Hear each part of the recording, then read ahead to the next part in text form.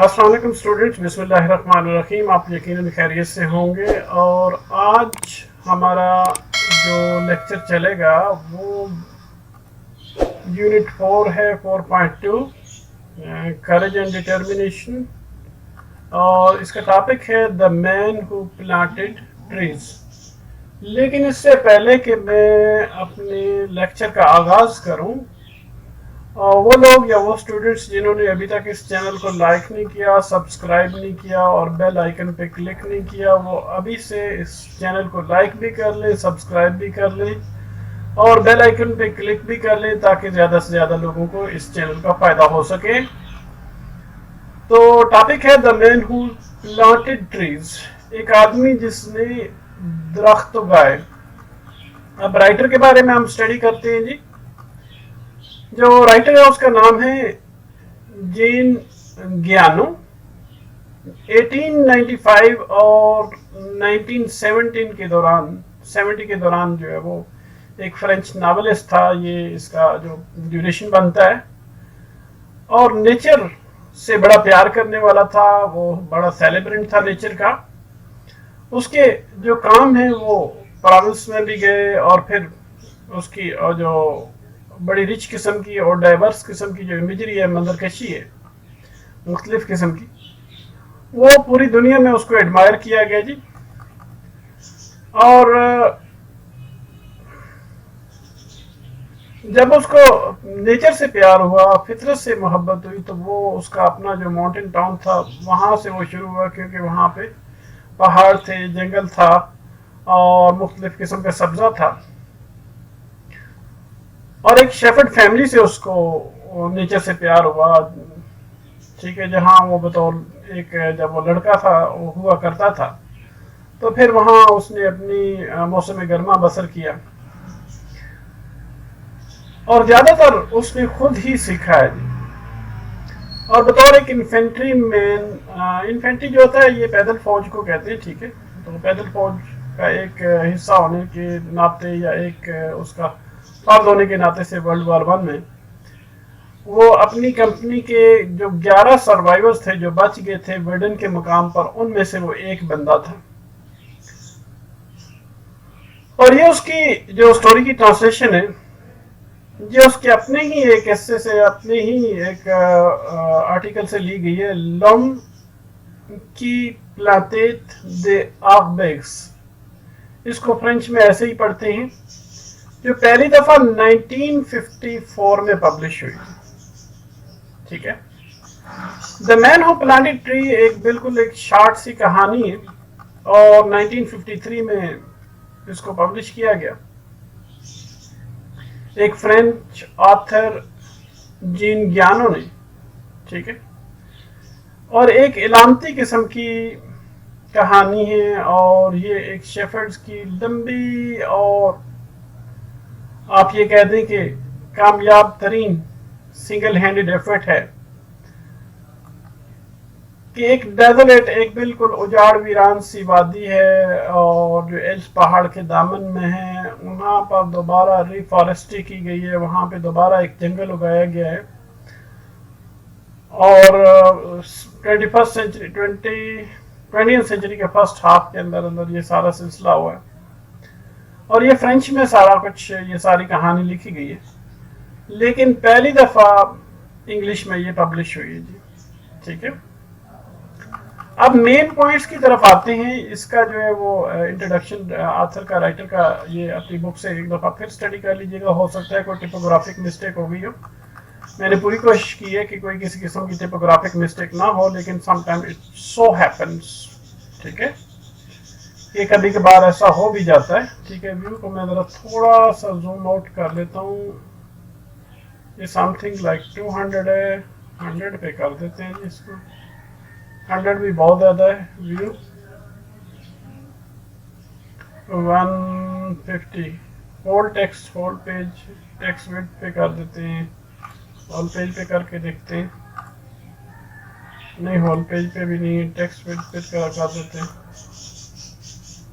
ये text width ये ठीक चल रहा है कि जितनी टेक्स्ट की विड्थ है उसके मुताबिक हो जी, ठीक है जी। अच्छा, اب جو مین پوائنٹس ہیں جین گیانوں کے ان کو ہم اسٹڈی کرتے ہیں. بڑی ایک لمبی سی ٹرپ پہ جا رہا ہے جی, ماؤنٹین ہائٹس پہ جا رہا ہے, اور بڑا ایک بالکل ان نون قسم کا ایریا ہے, بنجر ہے, ویران ہے, اور ایک بالکل ایک آپ اجاڑ ویران سی جگہ پہ پہنچتا ہے جہاں بالکل پانی کی کمی ہے, بہت نایاب ہے پانی, زندگی کوئی نہیں ہے وہاں پہ, زندگی کے نشانات نہیں ہیں, آثار نہیں ہیں. وہاں پہ اس نے کیمپنگ کی ہے اور بڑی تیز قسم کی ہوا چل رہی ہے, اور پھر وہ اپنے کیمپ میں چلا جاتا ہے اور وہاں رہنا شروع کر دیتا ہے. 5 گھنٹے چلتا چلا جاتا ہے لیکن کوئی پانی اس کو نہیں ملتا. پھر ایک شیفرڈ لیزیڈ, جس کا نام لیزیڈ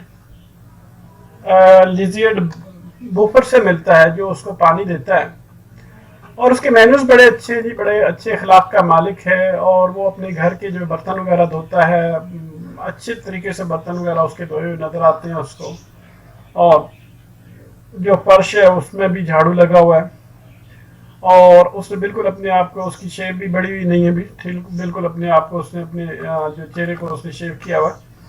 اور رائٹر جو ہے وہ شیفرڈ کے ساتھ ایک رات کے لیے رہتا ہے, اور اکانس کی ایک بوری جو ہے وہ آپ یہ کہہ دیں کہ وہ بھرتا ہے.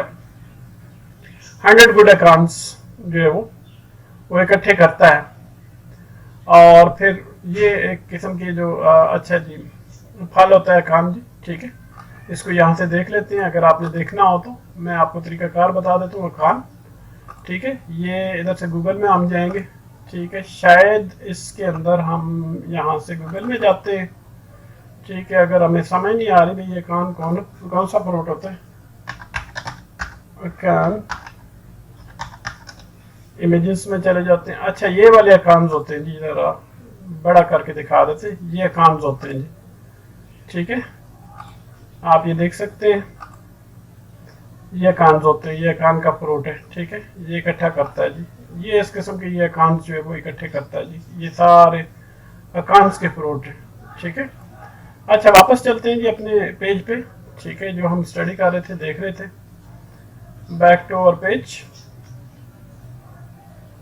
اچھا جی, 100 گڈ اکاؤنٹس ایک لوہے کی چھڑی سے اکٹھے کرتا ہے. رائٹر جو ہے وہ اپنے ساتھ بھی کچھ اکاؤنٹس لے جاتا ہے, اور پھر پہاڑیوں کی بلندی پہ جاتا ہے. پھر جو ہے وہ یہ کہہ دیں کہ راڈ کو جو ہے وہ, یا لوہے کا جو سریا اس کے پاس سے چھڑی اٹھائی ہوتی ہے, اس کو زمین میں مارتا ہے, وہ کچھ سوراخ سے بن جاتے ہیں زمین میں, اور وہاں یہ اکاؤنٹس کو جو ہے وہ بو دیتا ہے.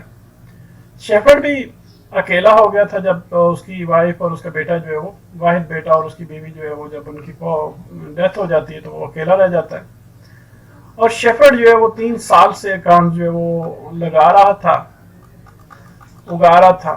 ورلڈ وار 1 جو ہے ختم ہوتی ہے, رائٹر دوبارہ آتا ہے, اور پھر ایک بڑا بالکل آپ یہ کہہ دیں کہ ہرا بھرا قسم کی ایک میڈو, ایک چراگاہ دیکھتا ہے, بجائے اس کے کہ وہاں پہ وائلڈرنس ہو, بالکل بے آب و گیا جگہ ہو, بالکل صاف ستھری گرین ٹریز, سرسبز درخت ہوتے ہیں, پھول ہوتے ہیں, اور بہتی ہوئی ندیاں ہوتی ہیں وہاں پر, برکس ندیوں کو کہتے ہیں. اور شیفرڈ جب 87 ایئرس تک پہنچتا ہے تو رائٹر دوبارہ اس سے ملتا ہے 3rd ٹائم, اور پھر شیپس اس نے رکھی ہوتی ہیں, شیپ رکھی ہوتی ہیں, اور ان کو بھی بی ریئرنگ والے شعبے میں چلا جاتا ہے, ان کو چھوڑ دیتا ہے شیپ کو, کیونکہ اس کو پتا ہے جو شیپ ہیں وہ سبزے کو کھا جاتی ہیں, اور جو مکھیاں ہیں, شہد کی مکھیاں, وہ ایسا نہیں کرتی. اس نے شہد کی مکھیاں پالنا شروع کر دی, کہ یہ نہ ہو کہ میں نے جو میرا شوق ہے سبزہ اگانا ہے یا پھل وغیرہ یا پودے وغیرہ اگانا ہے, تو وہ اس سے ڈسٹرب ہوگا شیپ ریئرنگ سے, ٹھیک ہے, بھیڑوں کے پالنے سے. تو شیپرڈ جو ہے وہ 1947 میں اس کی ڈیتھ ہو جاتی ہے, ایک سرائے میں ہوتی ہے, بیرن کے مقام پر, بڑے پرسکون انداز سے اس کی ڈیتھ ہو جاتی ہے. کہانی سائنس اور ٹیکنالوجی کے جو ونڈرز ہیں, اس کی جو حیران کن قسم کی باتیں ہیں, ان کے بارے میں ہم بتاتی ہے.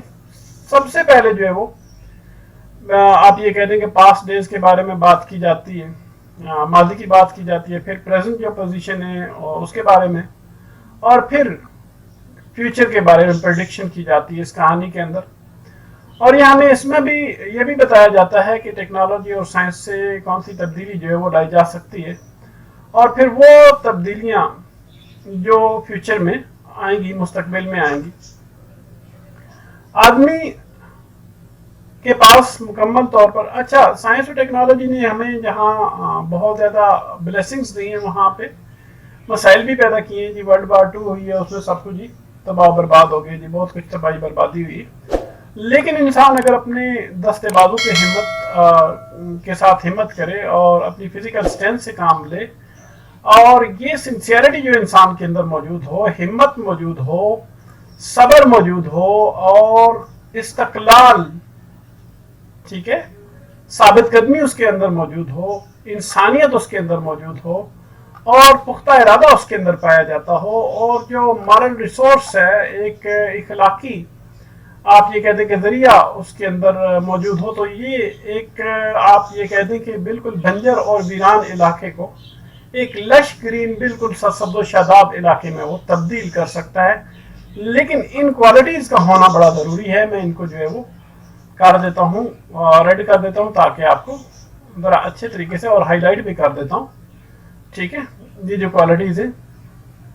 तो ये जो है फिर इससे फिर जो है वो हमारा इंसान का जो मुकद्दर बदल जाता है, इंसान अच्छे से अच्छा काम कर सकता है, ठीक है। कोई भी काम हो उसके लिए ये चीज़ें ज़रूरी हैं। सिंसियरिटी चाहिए, करेज चाहिए, पैशंस चाहिए, परसेवरेंस चाहिए, ह्यूमैनिटी चाहिए, डिटर्मिनेशन चाहिए, मॉरल रिसोर्स चाहिए। ये क्वालिटीज अपने अंदर पैदा करेंगे तो आप भी एक कामयाब इंसान बन जाएंगे। ज़रूरी नहीं कि शेफर्ड ही हो, किसी भी शोबे में यही क्वालिटीज काम दरकार होती हैं, ठीक है। अब चलते हैं जी रिकॉर्डिंग की तरफ। बिस्मिल्लाहिर्रहमानिर्रहीम। रिकॉर्डिंग में सबसे पहला क्वेश्चन है, what did Jean Giono say about his long trip on foot over mountain heights. Mountain heights पर जब उसने एक पैदल सफर किया तो उसने अपनी लॉन्ग ट्रिप के बारे में क्या कहा, एक लंबी जो उसकी सैर थी उसके बारे में क्या कहा। जीन गियानो जो है वो एक आप ये कह दें कि पैदल जो है एक लंबी सैर पे था, सैर कर रहा था हिली एरिया में, जहां अभी तक टूरिस्ट ने विजिट नहीं किया था। रीजन जो है वो लंबे लंबे एल्प के दरख्तों से भरा हुआ था ये इलाका, ठीक है। जो एरिया जिसमें वो चला था वो बिल्कुल आप ये कह दें कि बेआबो गया था, कोई भी बंदा वहां पे जाता नहीं था, बंजर था और बिल्कुल बेरंग था, बेरंग सरजमीन थी। वहां कुछ भी नहीं उगता था सिवाय ये कि जंगली जड़ी बूटियों के, लेवेंडर के, ठीक है, और कोई वेजिटेशन नहीं थी जिसको देखा जा सकता, और तकरीबन कोई ट्रैक्स वगैरह नहीं थे कि ये कि बंदा जो है वो चलो उन पे चला जाता, उनका इंतखाब करता और उस पे चलता चला जाता। ट्रैकलेस किस्म की जमीन थी, नेचुरल जमीन थी। तो फिर वो इन पहाड़ों से चलता हुआ, पहाड़ी बुलंदियों से चलता हुआ जाता है 3 दिन तक जी, ठीक है। अच्छा, आगे क्वेश्चन नंबर 2 में देखते हैं, where did Jean Giono find himself after 3 days walking. 3 दिन पैदल चलने के बाद जीन गियानो अपने आप को कहाँ पाता है। कहता है कि जीन गियानो एक बिल्कुल डेजर्टेड एरिया, जिसको छोड़ दिया गया हो, कोई भी बंदा वहां ना जाता हो, और बैरन एरिया है जी बिल्कुल, ठीक है, एक बंजर इलाका है, वहां पे अपने आप को पाता है। 6 हाउसेस थे जी वहां पे, रूफलेस थे, उनका कोई छत नहीं था, और उनको हवा के झकड़ों ने खाया हुआ था। ना का मतलब चिबाना, ठीक है, हवा के झकड़ों की वजह से वो खाए हुए थे, और बारिश की वजह से भी वो खाए हुए थे। और बिल्कुल कोई छोटा सा चर्च भी अगर चर्च था भी तो बिल्कुल वो भी टूटा फूटा था, ठीक है। और इस बिल्कुल अनशेडेड किस्म की लैंड में, जहाँ पे जो है वो कोई किसी किस्म की शेल्टर नहीं थी, कोई पनाहगाह नहीं थी, या एक ऐसी सरजमीन थी, तो हवा बिल्कुल एक ऐसे शेर की तरह चलती थी कि जिसको खाते हुए डिस्टर्ब कर दिया गया हो, ठीक है, हवा की। तो इस किस्म की वो चाल चल रही थी हवा। हत्या के 5 दिन के बाद भी 5 दिन की वाक के बाद भी वो पानी तलाश करने में नाकाम रहता है और फिर वो करीबी घरों में जाके करीबी घरों के करीब जाके कैंपिंग करता है, कैंप लगाता है। जो बिल्कुल आप ये कह दें कि अलग थलग किस्म के बिखरे हुए, जो आप ये कह दें कि आप तबाह बर्बाद किस्म की जो खंडर बने हुए घर थे, खंडर की तरह घर थे वो, ठीक है, इस तरह के घर नजर आ रहे थे और वो भी बिखरे हुए खंडर जो होते हैं उनकी तरह नजर आ रहे थे वो घर। वहां पे उन घरों के पास उसने जाके कैंपिंग की और हत्ता के 5 दिन के चलने के बाद भी वो पानी हासिल करने में नाकाम रहा।